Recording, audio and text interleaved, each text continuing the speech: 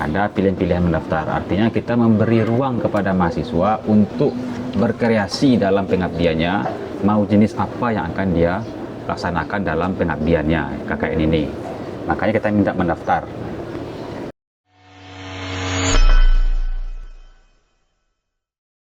Nah, dalam pelaksanaannya mendaftar secara online melalui form itu ternyata menumpuk pendaftaran itu semuanya di reguler, bahkan melebihi angka 2000-an kan. Nah, setelah kita cek, kemudian kita verifikasi, ada beberapa sebagian teman-teman sahabat-sahabat mahasiswa ini dia mendaftar sampai 5 kali mendaftar. Satu orang mahasiswa itu mendaftar 5 kali untuk satu jenis KKN. Mendaftar lagi di jenis KKN lainnya. Mendaftar lagi di jenis KKN lainnya. Sehingga kalau dihitung-hitung atas nama yang sama, dia mendaftar untuk 10 pendaftaran. Di reguler dia mendaftar 5 kali, di KKN berdaya mendaftar 2 kali dia, di KKN ini mendaftar sekali, di KKN ini mendaftar sekali. Nggak tahu motifnya seperti apa, motifnya melakukan itu, apakah karena dia takut tidak terdaftar, maka dia ada ulang-ulang mendaftarnya. Padahal sebenarnya kan kalau form itu kan otomatis ya, ketika sudah terkirim jawaban, berarti sudah dipastikan dia pasti terdaftar. Nah, tersimpan namanya kan. Nah, ini yang menyebabkan melonjak drastis angka-angka pendaftaran itu setelah dicek dan divalidasi. Nah, kemudian ini yang dilakukan oleh tim mencek pendaftaran itu dan sudah dibersihkan data-data ganda, data-data yang memenuhi syarat akademik sertifikat SKS. Ternyata secara hitung-hitungan pas semuanya. Nah, pas yang reguler itu kita mengalokasikan kuotanya sekitar 1000 berapa Pak Yusuf? 1298. Kemudian yang KKN domisili itu kita mengalokasikan kuotanya itu 200. Yang untuk internal kampus 100, lingkungan kampus 220, mitigasi itu 345, nagari mitra itu 200 dan rekomendasi itu 44. Itu jumlahnya 2407. Secara hitung-hitungan SKS, inilah mahasiswa yang bisa mengikuti KKN di tahun 2026 dari 6 fakultas. Tarbiyah dalam hal ini tidak ikut dalam skema ini. Untuk yang BP22 yang belum KKN gimana Pak? Nah, sekarang muncul pertanyaan, apakah itu khusus KKN 2006 itu untuk 2023 saja? Tidak. Kenapa 2023 ukuran kita? Karena secara hitungan-hitungan kalender akademik, yang KKN di tahun 2026 itu adalah KKN untuk BP 2023. 2022 itu mestinya KKN mereka tuh di tahun 2025 kemarin. Tetapi karena mungkin ada berbagai hal yang menyebabkan mereka tidak bisa KKN, akhirnya kesempatan KKN mereka itu dipindahkan, dimundurkan menjadi tahun 2026. Itu juga tetap kita buka ruang bagi mereka yang belum ber-KKN. Nah, ini kan hitung-hitungan tadi kan kalau BP 2023. Nah, kalau kita perkirakan 2024 itu paling nggak sampai 200-an lah, paling banyak itu sekitar 100 orang lagi yang belum KKN. Itu kan perkiraan kasar ya. Nah, itu sudah masuk nanti itu dalam hitungan kuota tadi itu. Sudah kita siapkan kuotanya untuk BP 2022 atau 2021 sekalipun misalkan. 2020 nggak mungkin ya. 2021. Artinya adik-adik mahasiswa atau sahabat mahasiswa yang mestinya dia sudah KKN tapi belum berkesempatan untuk ber-KKN di tahun ini silahkan mendaftar. Silahkan mendaftar. Ketika sudah mendaftar, insya Allah dipastikan dia KKN. Sepanjang dia mendaftarkan dirinya untuk ber-KKN, maka peluang dia untuk ber-KKN insya Allah kita akomodir dan kita fasilitasi. Soal dia di mana ber-KKN itu tergantung pilihannya. Kalau pilihannya reguler dan memenuhi syarat reguler, ikut di reguler dia. Kalau pilihannya di domisili, memenuhi syarat domisili, ikut di domisili dia. Tetapi yang menjadi pertanyaan, apakah setiap orang yang mendaftar di KKN tertentu dia menjadi jaminan ikut KKN itu? Ini yang menjadi penilaian tersendiri dari komite ataupun panitia KKN. Misal dia mengklaim dirinya layak ikut KKN rekognisi misalkan, tetapi persyaratannya tidak mendukung dia untuk ikut rekognisi, maka dia akan ditempatkan di KKN jenis yang lain. Bisa di reguler dia ditempatkan, bisa di mitigasi ditempatkan, bisa di KKN internal kampus ataupun lingkungan kampus. Apa dasarnya ditempatkan seperti itu? Berdasarkan portofolio ataupun CV yang dia usulkan sewaktu pendaftaran. Itu pertimbangannya. Nah Pak, untuk siasatnya Pak, supaya di pendaftaran nanti bakal dibuka lagi pendaftaran gelombang kedua. Siasatnya gimana Pak supaya tidak terjadi lagi seperti gelombang pertama ini? Nah, Gelombang kedua sudah. gelombang pertama itu kan sudah selesai nih. Ya. Tanggal 2 April sampai 12 April. Nah, selesai. Ini tim sampai saat ini masih bekerja membersihkan data-data, memverifikasi dan memvalidasi data. Nah, kita mengusahakan ini hasil perbincangan rapat insya Allah hari Senin besok itu akan dirilis pengumuman pendaftaran bagi teman-teman yang belum sempat mendaftar di gelombang pertama. Jadi ini yang perlu ingat di garis bawahi. Yang belum berkesempatan karena kuota penuh misalkan, atau karena tidak tahu informasi, atau baru dapat informasi, maka kesempatan mendaftarnya itu ada di gelombang kedua hari Senin insya Allah. Nah, bagi teman-teman sahabat-sahabat mahasiswa yang sudah mendaftar, ini kan nggak perlu mendaftar lagi, tinggal menunggu pengumuman nanti, siapa DPL-nya dan di mana lokasinya. Artinya tidak perlu khawatir dia tidak KKN. Jadi makna pendaftaran kedua itu maknanya bukan untuk mengulang mendaftar lagi, tidak. Tetapi itu untuk teman-teman sahabat-sahabat yang belum kesempatan untuk mendaftar. Seandainya Pak yang udah daftar gelombang 1, tapi dia pengen pindah ke jenis yang lain Pak, itu dia ngikut daftar gelombang kedua, itu terdata atau tidak Pak? Dia ikut gelombang kedua misalkan. Nah, itu kita dalam wacananya ada membuka ruang. Ini misalkan, tapi tidak untuk reguler. Tidak selain reguler. Nah, misalkan ya dia sudah terlanjur mendaftar reguler. Tetapi dia baru tahu informasi ternyata KKN khusus itu lebih memudahkan bagi dirinya, kan Pak. Nah, silahkan dia sepertinya dia mempunyai syarat untuk ikut KKN rekognisi misalkan ini. Dia punya sertifikat prestasi, punya sertifikat pengabdian misalkan tuh. Silahkan mengajukan pendaftaran. Maksudnya mengajukan permohonan untuk pindah jenis KKN. Apakah dia mau KKN mana dipindahkan? Nanti panitia akan membaca lagi dokumen pengusulan pindahnya itu. Kalau memang memenuhi kualifikasi, dia akan diletakkan di KKN di mana dia inginkan. Sepanjang dia bisa membuktikan kalau memang dia bisa di KKN itu. Itu bagaimana Pak cara mengusulkannya, ke LP2M atau ya ini nanti bikin saja surat permohonan yang ditujukan kepada ketua LP2M. Nanti ajukan ke LP2M. Insya Allah terhitung hari Senin KKN ini, kepanitiaan KKN ataupun tim pelaksana KKN tahun 2026 itu kantornya di kantor pustaka, di kantor moderasi beragama. Iya, lantai 2. Nah, jadi tidak perlu lagi beramai-ramai ke rektorat. Nah, kawan-kawan, sahabat-sahabat mahasiswa yang mau berurusan masalah KKN, ada yang mau ditanyakan, ada yang mau didiskusikan, atau apalah segala macamnya, ya silahkan nanti terhitung hari Senin besok kita bisa berkantor di ruang moderasi beragama. Di situ nanti segala bentuk jenis layanan akan kami berikan fasilitasi kepada sahabat-sahabat mahasiswa nanti di sana. Nah, termasuk tadi itu soal ada rencana pindah KKN karena sudah terlanjur di KKN yang mendaftar awal itu.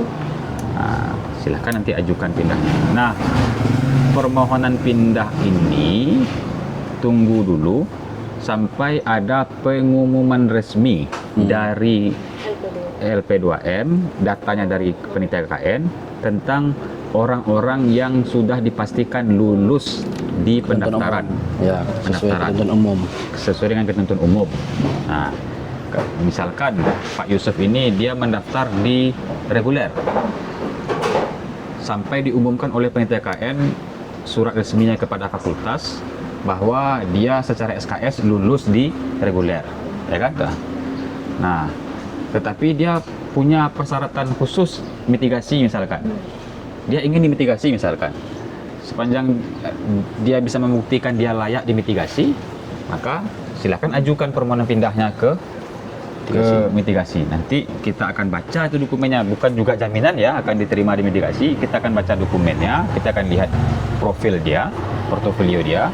Kalau memang dia ternyata layak mitigasi, kita akan datangkan di mitigasi. Tetapi Pak Yusuf ini setelah pembacaan dari tim komite memvalidasi berkasnya, dia tidak mungkin di mitigasi, maka kami akan tetap mempertahankan dia di KKN reguler. Berbicara tentang kuota Pak, kemarin setelah heboh-heboh saat udah kuota penuh, ada beredar daftar-daftar nama yang sudah terdaftar di reguler. Apakah itu sudah fix terdaftar atau belum Pak? Yang mendaftar di tanggal 2 sampai tanggal 12 April itu adalah berkas pendaftaran. Ini akan dicek lagi oleh panitia, diverifikasi dan divalidasi pendaftarannya. Kalau memenuhi sesuai dengan syarat ketentuan umum dan syarat ketentuan khusus bagi KKN khusus, maka fix dari sana KKN-nya. Tetapi tidak ada jaminan bagi yang mendaftar sesuai dengan keinginannya itu dia akan di sana KKN-nya. Semisal tadi saya katakan, Pak Yusuf ini dia mendaftar KKN rekognisi. Dia merasa dirinya pantas direkognisi. Lalu dilihat dokumennya, tidak ada satupun ataupun ada satu dokumen tetapi tidak memenuhi syarat minimal untuk bisa rekognisi. Maka nanti panitia akan memutuskan di mana dia kira-kira layak KKN yang akan dilaksanakannya. Nanti panitia akan memutuskan. Apa dasar panitia memutuskan? Dasarnya adalah portofolio ataupun berkas usulan pendaftaran di waktu pertama. Ini kita berandai-andai ya Pak, seandainya dia lolos di reguler, tapi dia juga kemarin terdaftar di mitra berdaya dan dia memenuhi syaratnya juga. Itu mana yang lebih diutamakan Pak, di mitra berdaya? Dia mendaftar atau di reguler, kemudian mendaftar juga di mitra berdaya. Tapi syaratnya dua-duanya dia layak di dua-dua itu. Di mana yang diutamakan ya Pak? Maka kita mengutamakan KKN di mitra berdaya. Mitra berdaya. Ada tuh kemarin yang pendaftaran pertama itu yang saya katakan tadi itu, dia mendaftar semuanya KKN. Khawatir dia nanti nggak terima KKN kan, dalam persepsinya nanti nggak lulus ini kan bisa lulus ini, nggak lulus ini kan bisa lulus ini kan begitu paradigma kan, walaupun keliru gitu ya berpikiran seperti itu.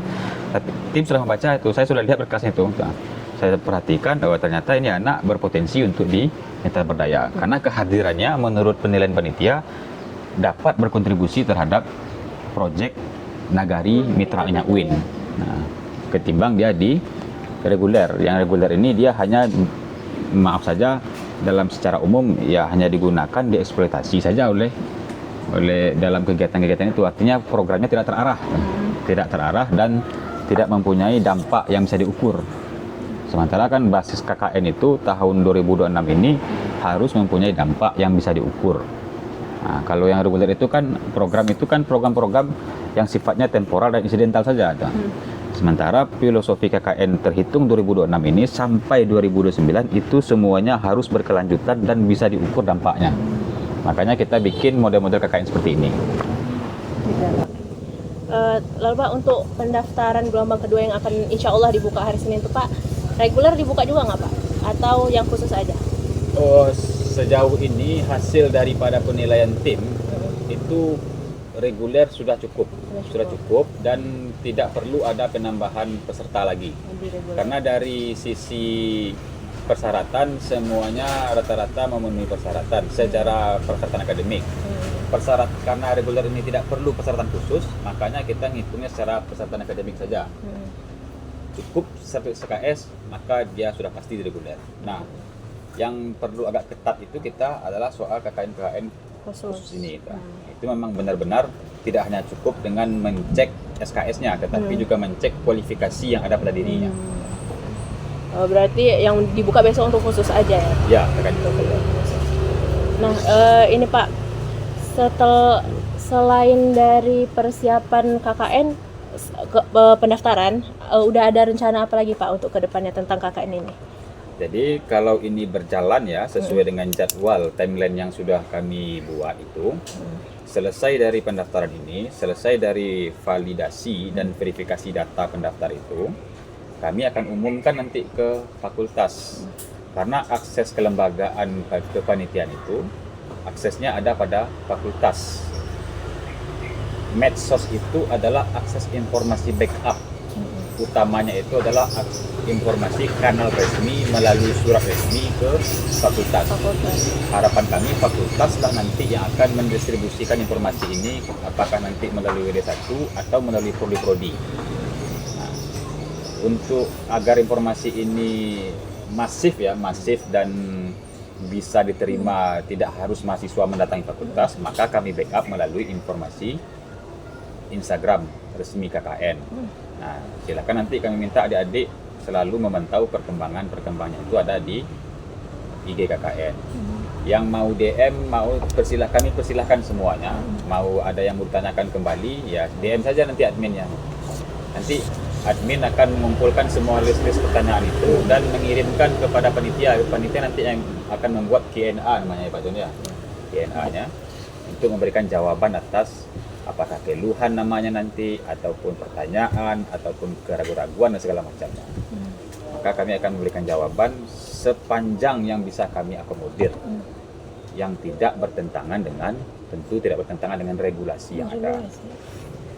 Baik Pak, ini kita sekarang udah sampai di segmen terakhir Pak. Mungkin ada pesan yang ingin disampaikan untuk teman-teman mahasiswa kita yang akan ber-KKN Pak.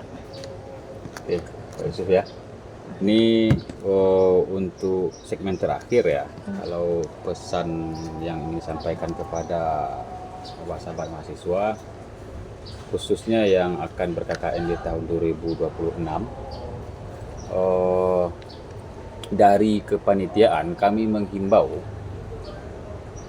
KKN ini adalah kewajiban Tridharma Perguruan Tinggi yang harus kita laksanakan. Dengan segala dinamika yang ada, kita wajib mengikuti KKN. Karena KKN ini bukan hak, tetapi adalah kewajiban. Dan itu kewajiban termanifestasi dalam bentuk SKS. Sama seperti mata kuliah yang lain, suka atau tidak, kita wajib mengambilnya. Karena ini adalah bagian daripada proses perkuliahan. Oleh karena itu, jangan dilewatkan kesempatan untuk ber-KKN di tahun 2026. Karena kalau tidak ber-KKN di tahun sekarang, bagi BP 2023, ini akan mempengaruhi terhadap lambat tamat kuliah. Cita-cita tamat kuliah 3,5 tahun itu akan jadi buyar, akan menjadi gagal kalau kita tidak ber-KKN di tahun 2026 bagi adik-adik mahasiswa yang BP 2023. Nah, maka pergunakanlah kesempatan KKN ini untuk mewujudkan mata kuliah KKN yang 4 SKS ini. Bagi mahasiswa yang belum punya kesempatan KKN di tahun 2025 bagi BP 2024, ini adalah peluang juga untuk bisa ber-KKN. Karena kalau tidak KKN juga tahun ini, berarti dia secara dengan sengaja memperlambat masa tamat kuliahnya. Nah, soal nanti dia KKN dengan varian-varian baru di tahun 2006, ini adalah soal pembiasaan diri. Karena ini adalah inovasi ataupun kreasi daripada teman-teman panitia, membuka jalan kemudahan dan kebermanfaatan bagi mahasiswa untuk melakukan kegiatan pengabdian dengan cara memberikan pilihan-pilihan KKN khusus sesuai dengan jenis-jenisnya. Jadi himbauan saya, jangan dimaknai KKN reguler adalah KKN favorit, tetapi itu adalah KKN konvensional yang sudah kita lakukan dari sejak adanya perguruan tinggi yang dahulu namanya IAIN, sekarang menjadi UIN. Itu reguler semua namanya. Dan itu cara kerja yang menurut hasil evaluasi sangat memberatkan mahasiswa. Nah, karena kita berikhtiar ada ruang kemudahan bagi mahasiswa untuk melakukan pengabdian berupa KKN, maka kita bikin varian-varian KKN ini yang tujuannya itu untuk memudahkan dan tanpa mengurangi makna substansi KKN, dan itu sangat bermanfaat bagi mahasiswa, terutama bagi penerima manfaat KKN, yaitu masyarakat di lokasi KKN.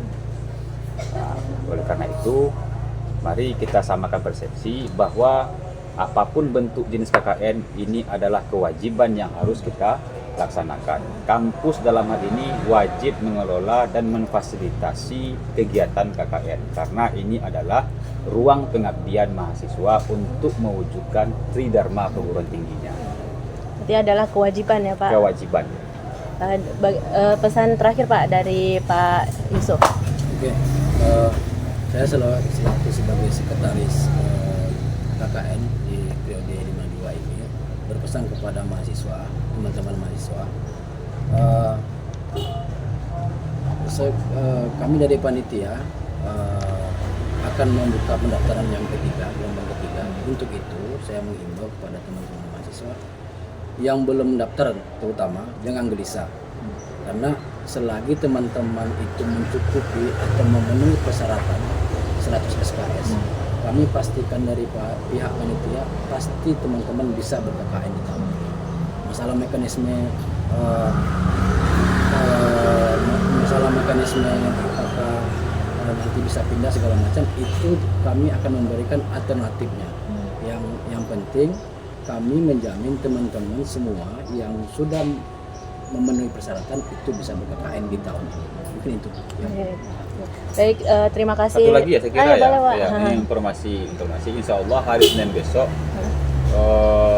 segala akses layanan manual ya yang manual itu bisa difasilitasi di ruang kerja KKN khusus. Jadi kalau mau berurusan, mau berkepentingan dengan panitia KKN, nanti kita akan sediakan tempat yang berkantor di Rumah Model Siber Agama. Itu kantor bantuan untuk KKN. Berlokasi di Pustaka lantai 2 ya, insyaallah. Nah, nanti silakan berkoordinasi, berkonsultasi dengan teman-teman panitia. Bisa nanti kebetulan dengan saya yang waktu itu lagi standby, atau dengan Pak Yusuf, atau dengan teman-teman panitia lainnya. Nah, yang pasti insya Allah kita akan membuat shift piket nanti yang akan bertugas di kantor KKN itu. Kalaupun nanti ternyata tidak ada orang satupun, nah itu kebetulan semuanya sedang bertugas mengajar kuliah. Nah, karena ini kan panitia KKN ini kan rata-rata dosen semua ini. Dosen semua, tugas pokoknya itu adalah mengajar, ya terpaksa dia harus mendahulukan tugas pokoknya sebagai dosen, yaitu mengajar. Nah, di sela-sela itu nanti ada berganti-gantian nanti yang akan menjaga di posko. Tapi kalaupun tidak ada satu orang pun di kantor, bukan berarti tidak ada layanan. Bisa berkomunikasi melalui WA ataupun DM IG. Nah, ini secara pribadi saya mohon maaf, mungkin banyak WA dari sahabat-sahabat mahasiswa yang tidak terbalas, yang tidak terbaca. Kadang saya terbaca tapi belum balas. Nah, itu bukan berarti mengabaikan ya. Karena ada membalas itu saya kira tidak cukup dengan membalas WA. Saya harus menjelaskan langsung. Nah, kesempatan menjelaskan langsung itu belum ada. Makanya saya belum merespon WA-nya. Kadang ada yang belum saya buka WA-nya, apakah dari saya atau dari Pak Yusuf atau teman-teman lain. Jangan dimaknai adalah pengabaian ataupun membiarkan. Jadi itu baik santalah kepada panitia. Kami akan berusaha semaksimal mungkin, karena biar bagaimanapun kami punya pengalaman yang sama seperti kalian. Kami dulu pernah KKN dan pernah merasakan seperti apa dinamikanya, mulai dari pendaftaran sampai pulang dari lokasi KKN. Nah, hal-hal buruk yang pernah kami alami itu tidak kami inginkan terjadi pada kalian. Makanya panitia KKN itu adalah orang-orang yang pernah ber-KKN juga dan mengerti bagaimana proses dan dinamikanya. Jadi prinsipnya kami ingin memberikan akses kemudahan sepanjang itu bermanfaat dan tidak bertentangan dengan aturan yang ada. Oke. Itu ya. Mungkin itu ya Pak. Baik teman-teman Sobat Deka TV, mungkin inilah tadi pembahasan kita seputar KKN ke-52. Semoga tayangan podcast ini dapat menjawab pertanyaan-pertanyaan teman-teman yang masih bertanya tentang KKN ke-52. Jadi kami ucapkan terima kasih untuk teman-teman yang sudah menyaksikan sampai akhir. Jangan lupa tonton juga podcast DKTV episode berikutnya dan program-program lainnya. Saya Yasba Saida beserta kru yang bertugas pamit undur diri. Wassalamualaikum warahmatullahi wabarakatuh.